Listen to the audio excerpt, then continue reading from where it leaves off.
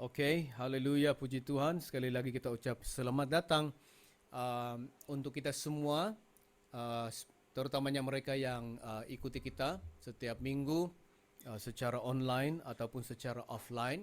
Ya, ada di antara kita, ya teman-teman kita yang tidak boleh ikuti kita secara online karena internet mereka atau data mereka itu kan kurang kuat. Jadi mereka tidak boleh ikut secara online. Jadi apa yang kita lakukan, kita kirimkan video yang kita sudah rekodkan, upload ke YouTube dan kirimkan kepada mereka. Dan saya benar-benar berharap dan berdoa bahwa kita mendengarnya sekurang-kurangnya sekali seminggu. Kita buka YouTube ataupun video yang kita kirim untuk dengar firman Tuhan dan terima firman Tuhan. Karena firman Tuhan itu sangat-sangat penting di dalam kehidupan kita. Amin, amin. Ya, Tuhan memberkati semuanya. Walaupun kita tidak bersatu di dalam gedung gereja secara fisikal, tapi kita boleh menyembah Tuhan di dalam online, ya, di dalam online. Dan hati kita itu yang sangat penting untuk beribadah kepada Tuhan, menyembah Tuhan. Amen. So, boleh kongsikan kepada teman-teman Anda linknya biar mereka connect dengan kita juga. Dan sementara mereka juga dilayani firman Tuhan, ya. Kalau Anda memerlukan doa ataupun memerlukan pelayanan, boleh hubungi kita, boleh telepon kita juga atau WhatsApp kita juga untuk menerima dorongan atau nasihat atau counseling, ya. Kalau Anda memerlukan seseorang untuk berbicara, ya, you need to talk to somebody, so Anda juga bisa hubungi kita dan kita mendoakan melayani Anda. Amen. Haleluya. Nah, malam ini saya mau baca lagi di dalam buku Efesus pasal 6 dari ayat 14 hingga ayat 18. Kita berbicara tentang segala perlengkapan senjata Allah. Saya belum siap lagi, saya belum habis lagi kongsikan ini. Dan saya berharap di dalam saya mengongsikan ini akan membantu kita di dalam kehidupan kita sebagai orang Kristen, supaya kita akan belajar bagaimana hidup menang di dalam pergelutan kita sebagai orang Kristen. Karena kehidupan orang Kristen itu adalah suatu hidup yang penuh dengan pergelutan. Iblis itu ada, dia adalah musuh yang aktif, dia bukan pasif. Walaupun Tuhan Yesus sudah mengalahkan dia di kayu salib, melucuti dia dengan segala kuasa dan otoritasnya, tetapi iblis itu firman Tuhan berkata dia adalah bapa segala dusta. He is the father of lies, bapa segala dusta, dan dia mencari untuk melemahkan orang Kristen, membuatkan orang Kristen itu jatuh, tersandung, sehingga orang Kristen itu jatuh ke dalam dosa, atau membuatkan orang Kristen itu patah iman dan tidak akan percaya Tuhan lagi. Itulah yang iblis lakukan, dan di saat ini, di zaman ini juga banyak orang Kristen yang patah iman, banyak orang Kristen yang sudah menjadi lemah, ya, disebabkan pergelutan hidup mereka, ya, yang dibawa oleh iblis dalam kehidupan mereka. Jadi inilah kita belajar tentang kekuatan segala perlengkapan senjata Allah, bagaimana kita hidup di dalamnya. Saya mau ulang lagi bahwa segala perlengkapan senjata Allah itu adalah cara hidup orang Kristen. Ya, dan ia datangnya daripada kepribadian Tuhan Yesus Kristus sendiri dalam kehidupan kita. Karena segala perlengkapan senjata Allah ini berbicara tentang Tuhan Yesus Kristus sendiri. Dan kita tidak boleh hidup efektif dalam memakai atau mengaplikasikan segala perlengkapan senjata Allah kalau kita tidak hidup setia dengan Tuhan Yesus, kita tidak ada hubungan yang erat dengan Tuhan Yesus Kristus, dan kita tidak hidup menghormati dan tidak hidup memuliakan Tuhan di dalam kehidupan kita. Saudara-saudara, hidup orang Kristen itu adalah hidup yang sangat-sangat praktik sekali.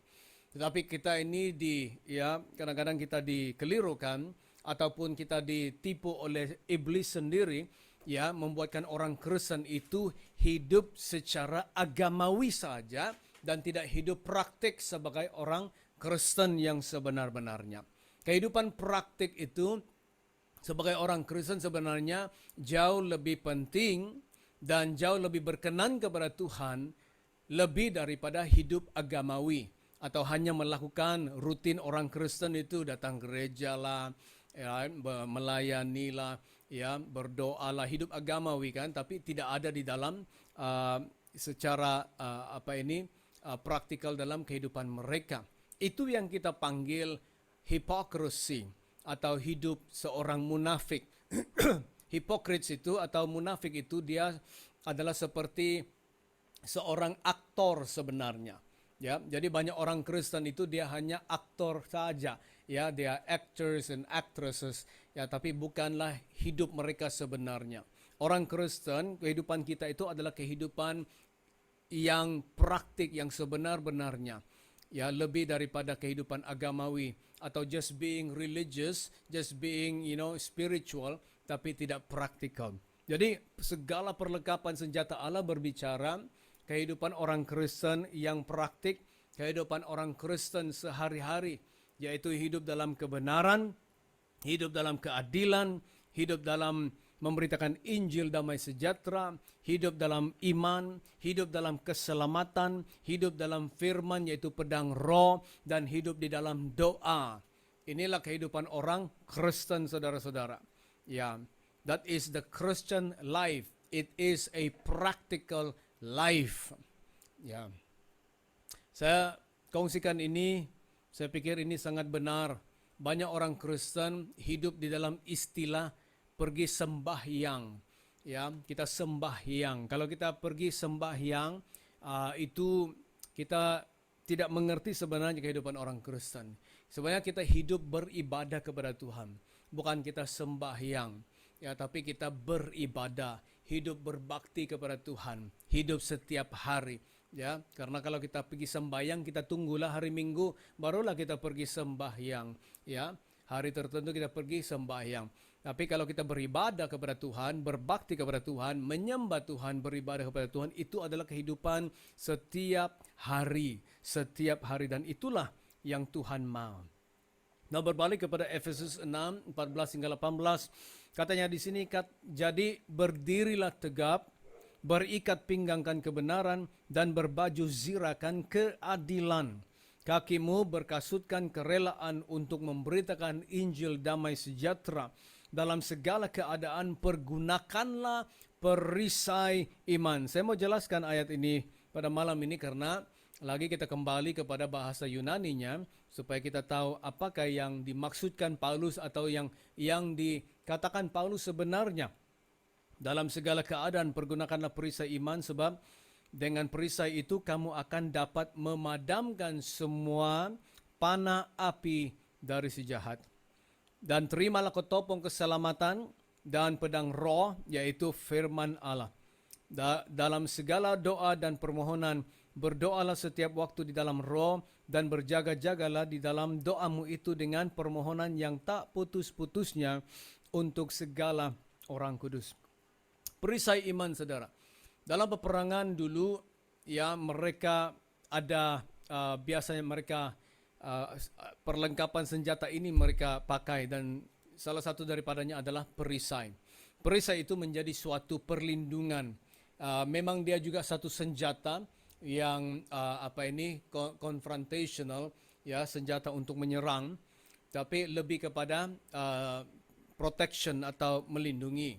Dan ada berbagai jenis perisai, ada yang pendek, ada yang panjang, dan yang panjang itu adalah untuk melindungi mereka. Biasanya kalau panah api datang atau panah-panah dari musuh datang, mereka akan angkat dan akan tutup mereka supaya mereka tidak terkena dengan panah-panah dari musuh. Ataupun mereka akan berdirikan dan mereka akan berlutut bersembunyi di sebalik atau di belakang perisai ini. Jadi perisai ini dia melindungi. Iman itu melindungi orang Kristen. Tapi sesuatu yang harus kita tahu, sesuatu yang harus kita ingat, bahwa iman ini tidak akan efektif, iman ini tidak akan bekerja berhasil apabila tidak ada firman Tuhan. Karena firman ini sudah kita sentuh, ini salah satu juga perlengkapan senjata Allah. Firman itu adalah tali pinggang, ya, tali pinggang, dan itu yang pertama itu yang disebut pertama di dalam senarai perlengkapan senjata Allah karena kepentingannya kebenaran firman Tuhan itu.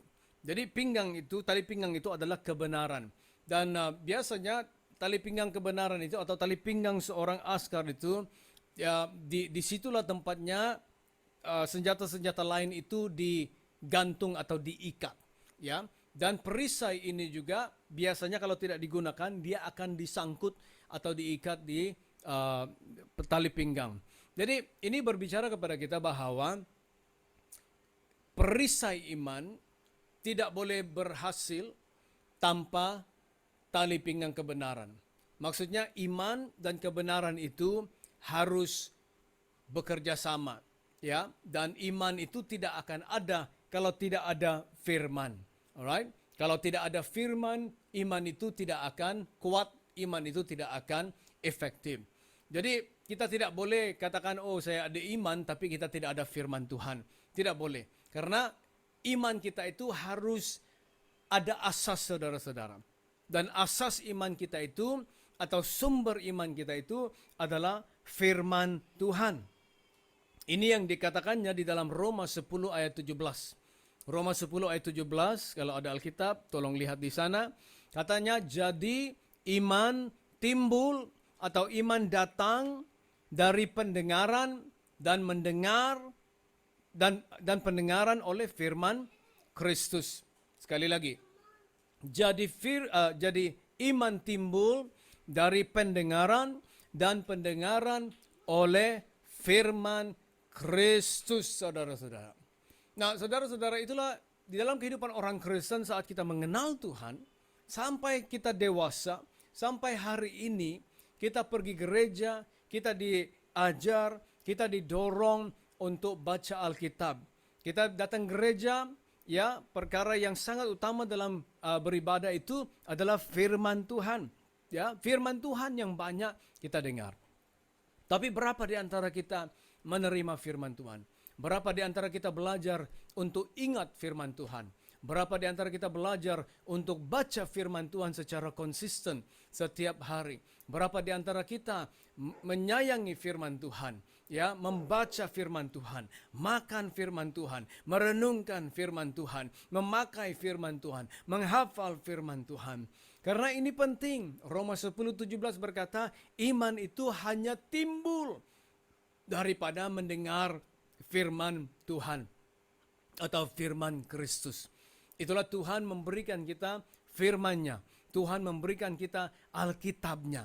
Tuhan memberikan kita firman. Kenapa Tuhan tidak memberikan kita hal-hal yang lain? Kenapa Tuhan tidak memberikan kita keuangan? Kenapa tidak Tuhan memberikan kita perkara-perkara yang lain?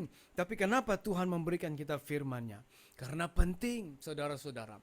Firman itu sangat penting. Firman Tuhan bukanlah perkataan manusia, bukan kata-kata orang. Banyak orang Kristen dia mendengar kata-kata orang daripada kata-kata firman Tuhan. Itu yang akan menjadi masalah. Firman itu menjadi sumber kehidupan kita. Kalau kita berbicara tentang hidup dalam kebenaran, itu dari firman Tuhan. Kalau kita mau kedamaian, itu dari firman Tuhan. Kita tidak boleh memiliki kedamaian, ketenangan dalam hati karena hal ini atau hal itu, ya. Tapi karena firman Tuhan. Untuk kita menjadi kuat di dalam iman, kita harus ada firman Tuhan. Kenapa kita boleh percaya Tuhan itu akan melakukan mujizat? Kenapa kita boleh percaya bahwa Tuhan itu menyembuhkan?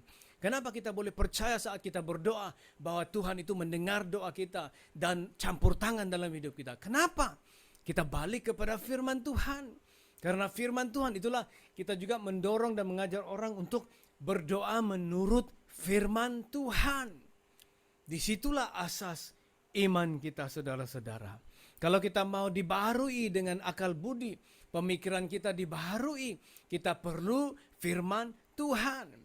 Jadi kebenaran firman Tuhan ini sangat-sangat penting. Yesus berkata kita akan mengenal kebenaran dan kebenaran itu akan memerdekakan kita atau membebaskan kita. Kebenaran. Jadi iman itu tidak akan efektif.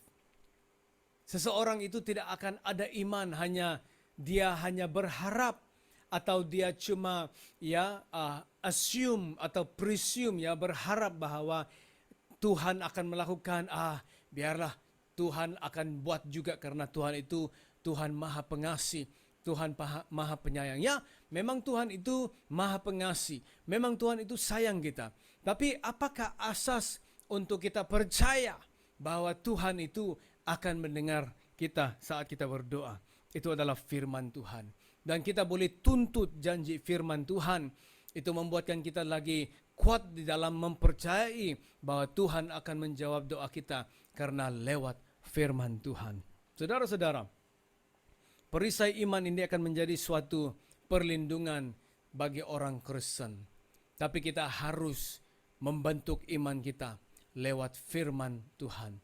Kalau Anda mau kuat iman, kalau Anda mau percaya Tuhan atas segala janji-janji Tuhan, saudara, jangan tinggalkan firman Tuhan.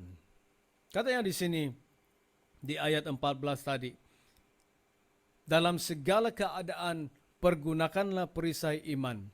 Di dalam bahasa Inggris, above all, taking the shield of faith. Jadi kalau saya terjemahkan itu langsung dari bahasa Inggris, katanya, lebih dari segala sesuatu, ambillah perisai iman itu atau angkatlah perisai iman itu. Tapi di dalam bahasa Yunani perkataan perkataan dalam segala keadaan. Dalam segala keadaan. Saudara-saudara, perkataan dalam segala keadaan itu ada dua perkataan dalam Yunani yang dia pakai, yang dia sambung. Yang satu epi dan yang satu lagi pasin. Epi dan pasin. Itu maksudnya above all ataupun dalam segala keadaan. Dalam segala keadaan. Jadi kalau kita baca saja begitu, above all, taking the shield of faith ataupun dalam segala keadaan, pergunakanlah perisai iman. Jadi kita baca langsung seperti itu, apa yang kita mengerti, dalam segala keadaan, dalam apapun yang kita lalui, dalam apapun yang kita hadapi, pergunakanlah perisai iman. Tapi dalam bahasa Yunani bukan begitu cara dibacanya atau ayatnya. Maksudnya dalam segala keadaan, karena epi itu bermaksud di atas segala sesuatu, ya, ataupun dan perkataan pasin maksudnya semua atau segalanya, over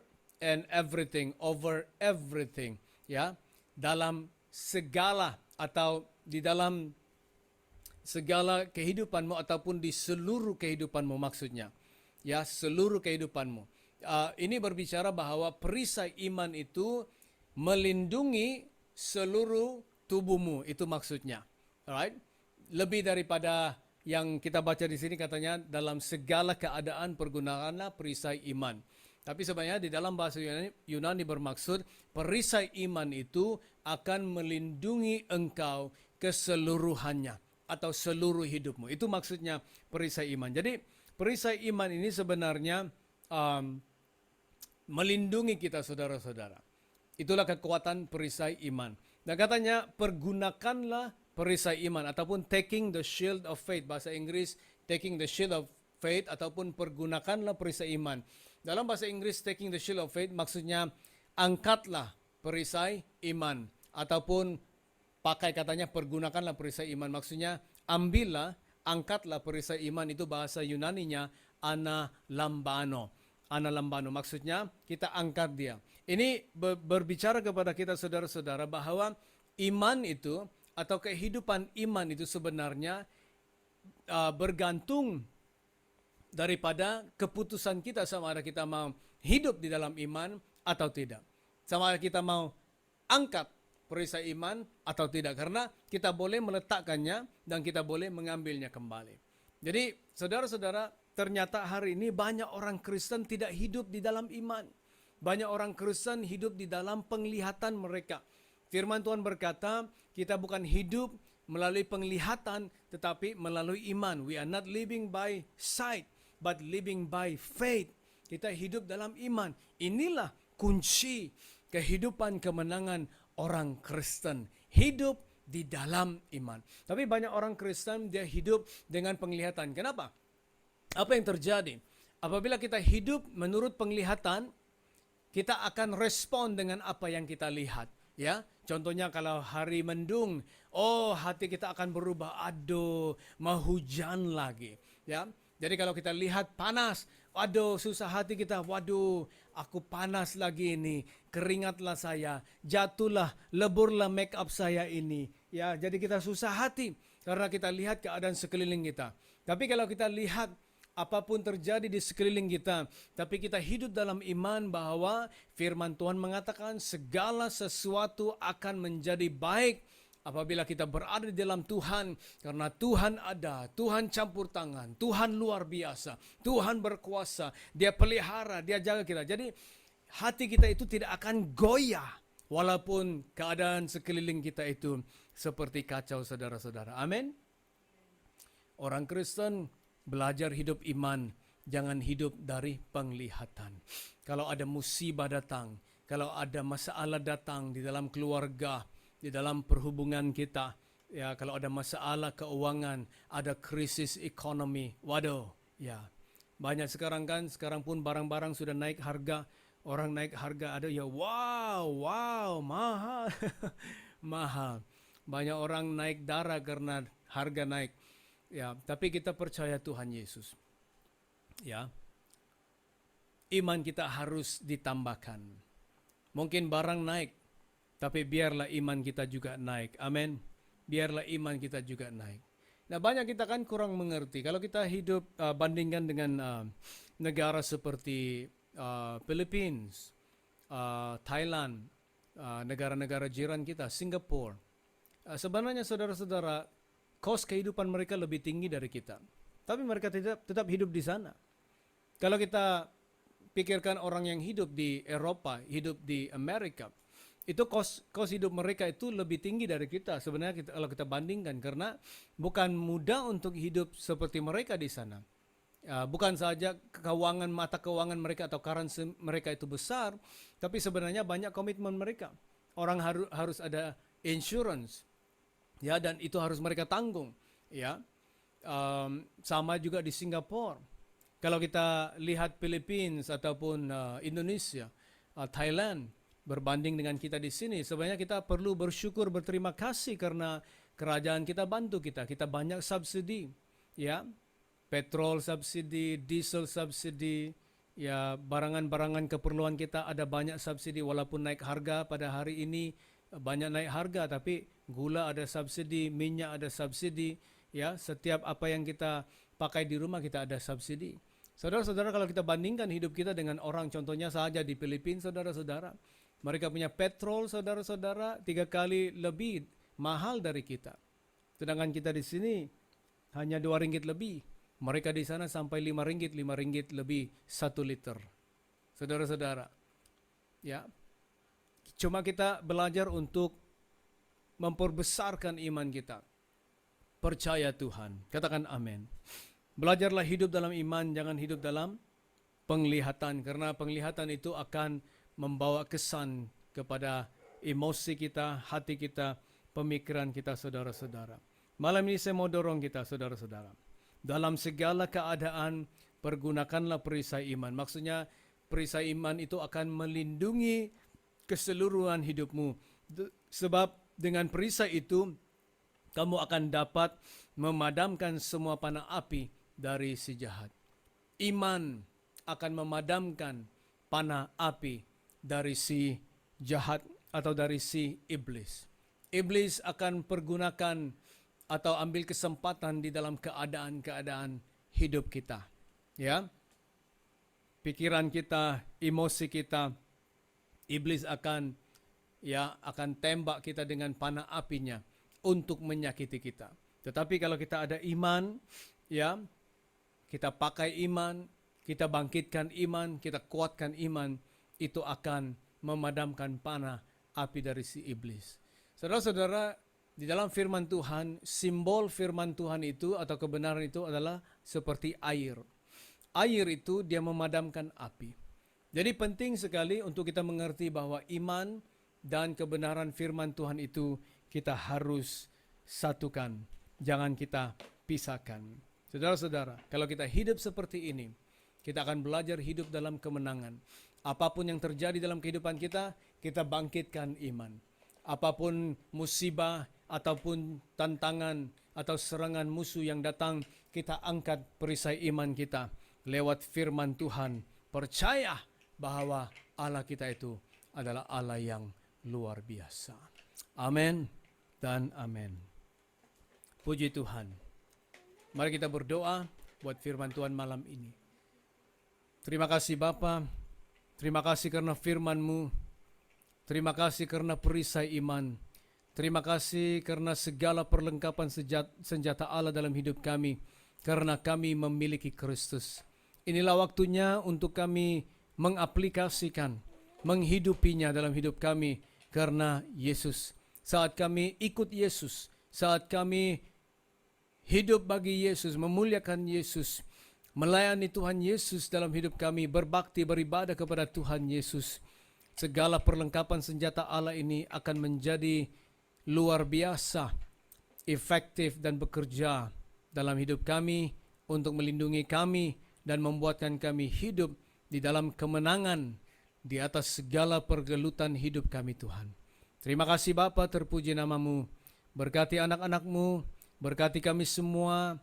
Biarlah kami hidup kuat di dalam Tuhan pada zaman-zaman yang susah ini Tuhan. Terima kasih.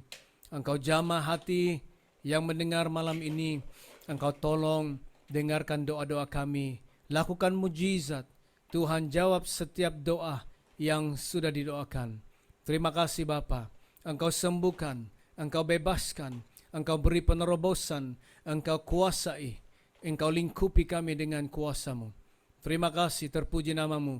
Kami berikan segala kemuliaan, hormat, syukur dan pujian kepada Tuhan. Di dalam nama Yesus kami berdoa. Semua katakan amin dan amin. Tuhan memberkati kita semua. Kita akan jumpa minggu depan. Shalom dan selamat malam.